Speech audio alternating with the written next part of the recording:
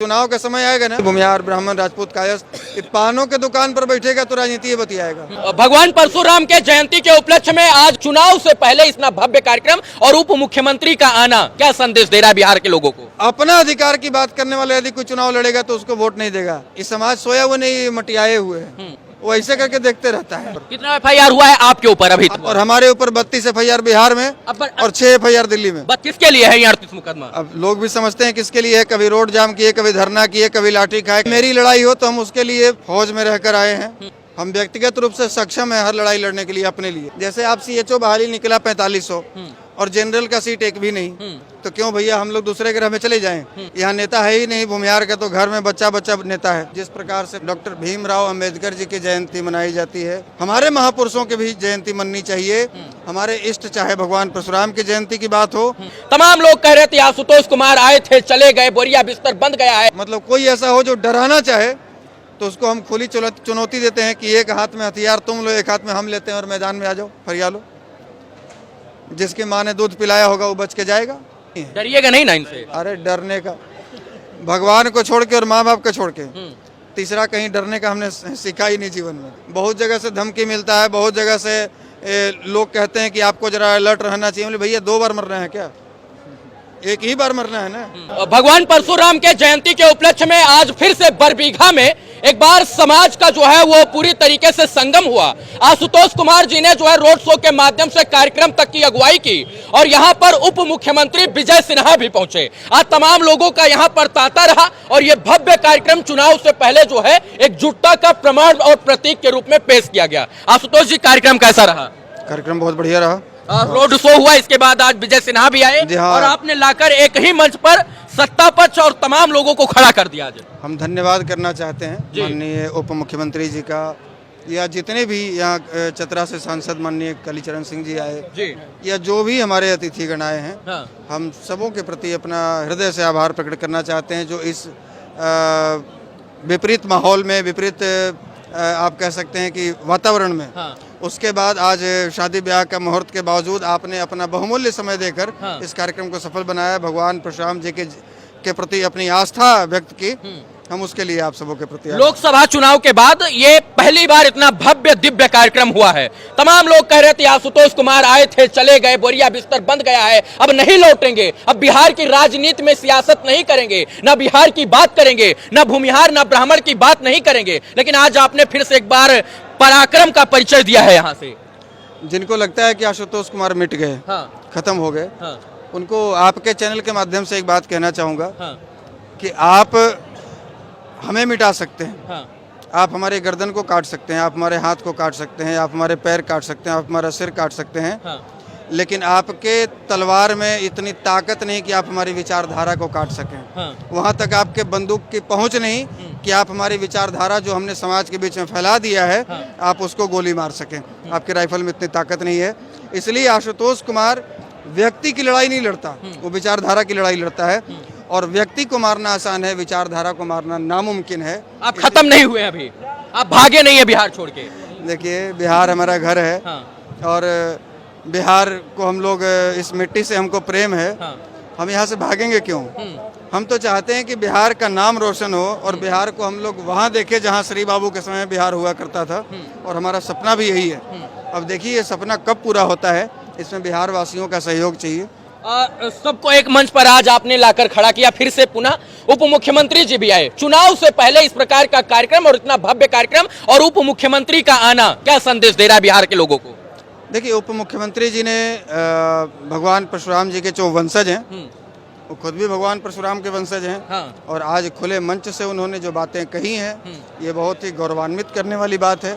और हम तो चाहते हैं कि जिस प्रकार से डॉक्टर भीमराव अंबेडकर जी की जयंती में देश के मुख्यमंत्री से लेकर प्रधानमंत्री तक लोग मनाते हैं, जिस प्रकार से महाराणा प्रताप की और वीर कुंवर सिंह जी की जयंती मनाई जाती है, जिस प्रकार से लोहिया और कर्पूरी जी की जयंती लोग धूमधाम से मनाते हैं, जगजीवन राम जी की जयंती मनाते हैं, जगदेव प्रसाद जी की जयंती मनाते हैं, उसी प्रकार से हमारे महापुरुषों की भी जयंती मननी चाहिए। हमारे इष्ट चाहे भगवान परशुराम की जयंती की बात हो, चाहे श्री बाबू की जयंती की बात हो, चाहे दिनकर जी की जयंती की बात हो, चाहे स्वामी सहजानंद सरस्वती जी की जयंती की बात हो, हमारे महापुरुषों की भी जयंती धूमधाम से होनी चाहिए, मननी चाहिए।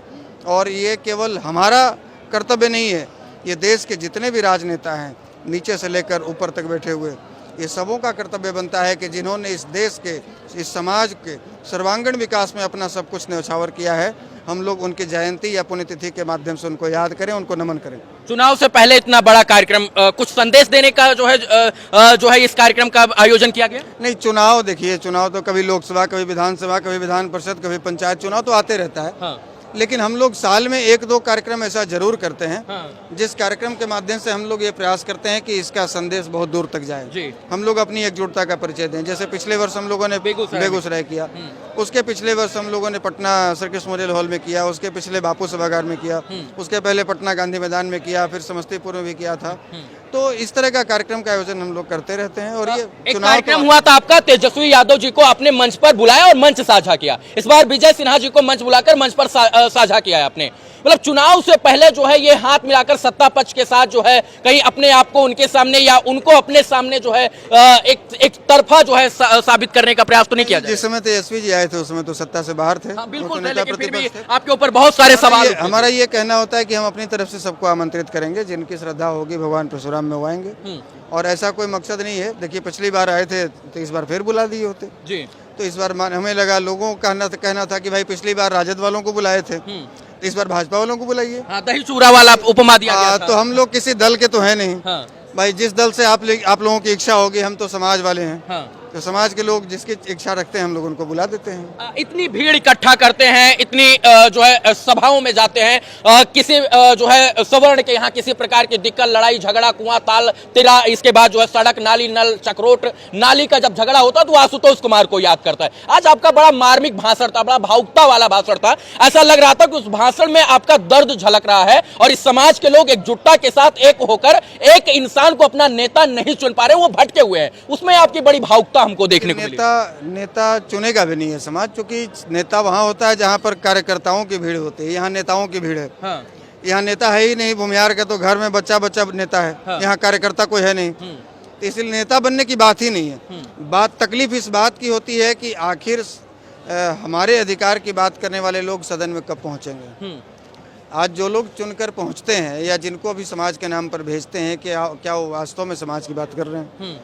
हम ये नहीं कहते केवल हमारी बात कीजिए, एक दिखावा है, छलावा है। हम ये नहीं कहते कि केवल हमारी बात कीजिए। हाँ। आप सबकी बात कीजिए, लेकिन साथ साथ हमारी भी बात कीजिए। जैसे आप CHO बहाली निकला 4500 और जनरल का सीट एक भी नहीं, तो क्यों भैया हम लोग दूसरे ग्रह में चले जाएं? हम लोग चले जाएं दूसरे ग्रह, ये ग्रह छोड़ दें। सीटेट की बहाली निकली, केंद्र सरकार ने 10% आरक्षण दिया है और ये कहते हैं 4% में भरोसा संतोष करो। क्यों करे भैया? भीख मिला है क्या? लड़के लिए 2500 FIR हुआ है हमारे लड़कों पर। कितना FIR हुआ है आपके ऊपर अभी तक? 2500 लड़कों पर FIR। आपके ऊपर कितना हुआ? और हमारे ऊपर 32 FIR बिहार में और 6 FIR दिल्ली में। 38 FIR में आपका अपना जमीन जायदाद बाप बपौती का कितना फौजदारी का मुकदमा? एक भी नहीं। किसके लिए है ये 38 मुकदमा? अब लोग भी समझते हैं किसके लिए है। कभी रोड जाम किए, कभी धरना किए, कभी लाठी खाए, कभी प्रदर्शन किए, एक और आरोप लग गया संविधान जलाने का। तो ये सब किसके लिए है? 38 मुकदमा है, लेकिन एक भी आपके खेत खतौनी खाता गाटा संख्या के लिए नहीं है। नहीं, व्यक्तिगत लड़ाई के लिए हम अपने सक्षम हैं। ये सिर्फ समाज के हित के लिए जो आपने लड़ाई लड़ी, इसीलिए आपके ऊपर 38 मुकदमे थोपे गए। मेरी लड़ाई हो तो हम उसके लिए, भगवान परशुराम ने हमको इतनी क्षमता दी है, फौज में रहकर आए हैं, हम व्यक्तिगत रूप से सक्षम है हर लड़ाई लड़ने के लिए अपने लिए। लेकिन सड़क पे उतरना पड़ता है, क्योंकि अकेले लड़ाई लड़ने से होगा नहीं। इसलिए समाज के लोगों को जागरूक करना होता है, उनको बुलाना होता है, सरकार तक आवाज़ पहुंचानी होती है। तो इसलिए सड़क पर उतरकर आंदोलन करना होता है और वो आंदोलन समाज के लिए होता है, ये आपके अधिकारों के लिए होता है। और वो समझ रहे हैं, लेकिन धीरे धीरे समझ रहे हैं। जैसे एक होता है ना कि जैसे सोया हुआ आदमी है, उसको हिला दिए जग जाएगा। तो जो सोया हुआ समाज रहता है ना, उसको यदि कस के झकझोर देता है कोई नेता तो जग जाता है। जैसे झारखंड में महतो समाज जग गया, जैसे यहाँ झकझोर रहे, कोनो जग ही नहीं रहे, सब कुंभकर्ण की नींद सो रहे हैं। यहाँ मल्लाह समाज जग गया। हाँ। जैसे अभी देखा आपने पान समाज जग गया। जैसे देखे चंद्रशेखर रावण का समाज जग गया। हाँ। लेकिन वो सोया हुआ था तो उनके नेता ने आकर झकझोरा, वो जग गए। क्या कमी है कि चंद्रशेखर रावण संसद में पहुंच जाते हैं? हमारे यहाँ सोया नहीं है ना, समस्या ये है। इस समाज सोया हुआ नहीं, मटियाए हुए है। वो ऐसे करके देखते रहता है। सोने का है, उसको कितनों हिलाइए नहीं जाएगा। समझता सब है। इतना बौद्धिक रूप से मतलब मजबूत जात, ये अपने आप को कहता है कि ब्रह्मांड से में इससे ज़्यादा बुद्धिजीवी कोई जाति नहीं है, और बावजूद इसके एक नहीं हो रहा है, अपने अधिकारों के लिए बोल नहीं रहा है। इसका मतलब ये थोड़ी है चुनाव का समय आएगा ना, तो इस समाज को देखिएगा, खास करके जनरल वर्ग की बात करें, केवल भूमिहार नहीं, भूमिहार, ब्राह्मण, राजपूत, कायस्थ, ये पानों के दुकान पर बैठेगा तो राजनीति बतियाएगा, चाय के दुकान में बैठेगा तो वहां भी राजनीति बतियाएगा, लेकिन अपने घर के लोगों को राजनीति नहीं करने देगा। लेकिन अपना अधिकार की बात करने वाले यदि कोई चुनाव लड़ेगा तो उसको वोट नहीं देगा। आपसे कम संघर्ष किया, महतो समाज से आए जयराम महतो विधानसभा में पहुंच गए, खुद की पार्टी के नाम पर, धर्म के नाम पर, राष्ट्र के नाम पर, सबके नाम पर पार्टी विशेष को देगा। हम ये नहीं कहते पार्टी विशेष को मत दो, हम ये नहीं कहते तुम धर्म के लिए मत लड़ो, हम ये नहीं कहते तुम राष्ट्र के लिए मत लड़ो। धर्म की रक्षा करने वाले हम लोग हैं, ये सिखा भी रखे हैं और ये जनेऊ भी रखे हुए हैं, अब तुलसी माला भी पहन ली है। तुलसी माला भी पहने हुए हैं, और फौज में नौकरी करके आए हैं। तो आप समझ लीजिए कि राष्ट्र के लिए भी लड़ने वाले लोग हैं। ऐसा नहीं कि हम राष्ट्रद्रोही हैं और धर्मद्रोही हैं, लेकिन हमारा ये स्पष्ट मानना है कि हम बचेंगे तब देश के लिए और धर्म के लिए लड़ेंगे। हम बचबे नहीं करेंगे तो लड़ेगा कौन बाबा जी? हम बचबे नहीं करेंगे तो लड़ेगा कौन? परशुराम जी आपके ही दादा हैं, आप कह रहे थे, इस समाज के तो नहीं है।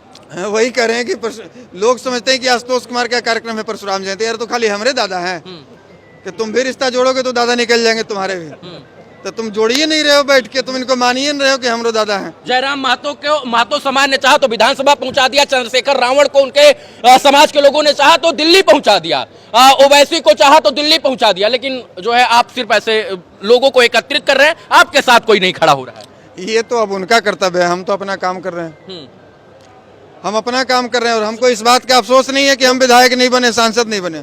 हमको अफसोस बार बार इस बात का होता है कि हमारे हक की बात करने वाला कोई भीतर नहीं है। जहाँ कानून बन रहा है, जहाँ हमको अधिकार मिलना है, वहाँ हमारी बात करने वाला कोई तो आपका पोस्टर वोस्टर भी फाड़ दिया था। हाँ, तो असामाजिक तत्वों ने, असामाजिक तत्वों में कोई दूसरे थोड़ी हैं। आज तक किसी की औकात नहीं हुई कि हमारे किसी भी कार्यक्रम में बाधा डाल सके। ये वही लोग करते हैं जो हमारे ही कुल के कुलद्रोही लोग हैं।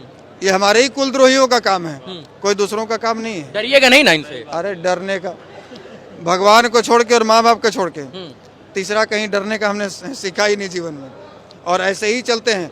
बहुत जगह से धमकी मिलता है, बहुत जगह से लोग कहते हैं कि आपको जरा अलर्ट रहना चाहिए। बोले भैया 2 बार मरना है क्या? एक ही बार मरना है ना। तो जिस दिन मरना होगा उस दिन तुम चाह कर बचा नहीं पाओगे, मरना होगा मर जाएंगे। तो डरने वाली बात क्या है? और यहाँ कौन आका है? और जिससे डर हो तो उसको मतलब कोई ऐसा हो जो डराना चाहे तो उसको हम खुली चुनौती देते हैं कि एक हाथ में हथियार तुम लो, एक हाथ में हम लेते हैं और मैदान में आ जाओ, फरिया लो। जिसकी माँ ने दूध पिलाया होगा वो बच के जाएगा। ये खुला चुनौती है, तो इसलिए ये सबसे डरने उड़ने वाली बात हम लोग नहीं। कार्यक्रम की जीत है, 1 से 1 लाख तक जो है इन्होंने अपने आप को पहुंचाया। और किसी भी कार्यक्रम में जिसकी अगुवाई आशुतोष कुमार जी कर रहे हैं, वहां पर उप मुख्यमंत्री आए, तेजस्वी यादव आए, जिनके पिताजी माताजी उप मुख्यमंत्री थे। उस कार्यक्रम में ऐसे लोग आए तो जो है समाज में यही कहेंगे कि इनकी जीत है। बाकी इस कार्यक्रम में आज जो शोभा हुई, जो यहाँ पर यात्रा निकाली गई, जिस प्रकार से कार्यक्रम में भाषण उद्बोधन हुआ, वो तमाम चीज जो है चर्चा का विषय होनी चाहिए। और हमको लगता है कि जब आशुतोष कुमार जी अकेले निकले थे और आज भी अकेले ही अपने आप को मानते हैं, तो आज जब इनके पीछे जब कारवां खड़ा हो रहा है तो किसी को आश्चर्यचकित नहीं होना चाहिए। इस बात के लिए नहीं होना चाहिए कि इन्होंने जो किया वो समाज के लिए किया, और आज समाज भी इनके साथ खड़ा है या नहीं खड़ा, इनसे बेहतर इनको नहीं पता हो सकता, ना हमको पता हो सकता है। बाकी आपका कार्यक्रम सफल रहा, आपने इतनी मेहनत किया, महीनों का मेहनत जो है आज इस कार्यक्रम में रंग लाया। बहुत सारा शुभकामना आपको। शादी विवाह का समय था, कुछ लोग नहीं आए जिनको आप बुलाए थे, लेकिन जो लोग आए उनका बहुत सारा धन्यवाद। आपकी बहुत धन्यवाद। चलिए, इस वीडियो को देखने के तमाम दर्शकों का धन्यवाद मित्रों। जय हिंद।